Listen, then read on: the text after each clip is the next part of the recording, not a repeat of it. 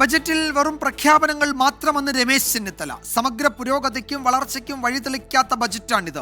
ഒരു കർമ്മ പദ്ധതിക്കും ബജറ്റിൽ ഇടമില്ല. ജനവിരുദ്ധമായ ബജറ്റാണിത് എന്നും രമേശ് ചെന്നിത്തല കുറ്റപ്പെടുത്തി. വെറും പ്രഖ്യാപനങ്ങൾ മാത്രമുള്ള ഒരു ബഡ്ജറ്റാണ്.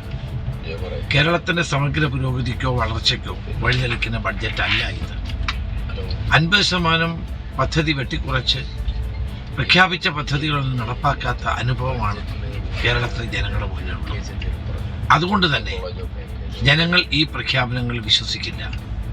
കേരളത്തിലെ സാധാരണക്കാരും പാവപ്പെട്ടവരുമായ ജനങ്ങളുടെ ജീവിതം മെച്ചപ്പെടുത്താൻ ഉതകുന്ന ഒരു കർമ്മ പദ്ധതിക്കും രൂപം കൊടുക്കാൻ ഈ സർക്കാരിന് കഴിഞ്ഞിട്ടില്ല.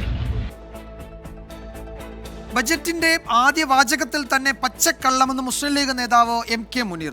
10-20 പേജ് കഴിഞ്ഞിട്ടെങ്കിലും സത്യം പറയണ്ടേ എന്നും MK മുനീർ പരിഹസിച്ചു.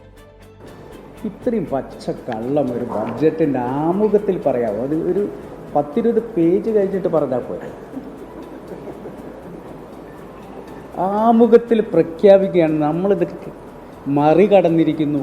എപ്പോഴാണ് ഈ 50% സാമ്പത്തിക ഞെരുക്കം മൂലം പ്ലാൻ സൈസ് കട്ട് ചെയ്തിട്ടാണ് ഇവിടെ വന്ന് പ്രസംഗിക്കുന്നത്?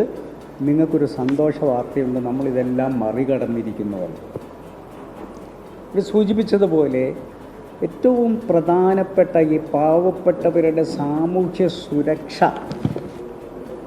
സാമൂഹ്യ സുരക്ഷയുമായി ബന്ധപ്പെട്ടിട്ടുള്ള അവരുടെ പെൻഷനുകൾ പോലും കൃത്യമായി കൊടുത്തിട്ടില്ല.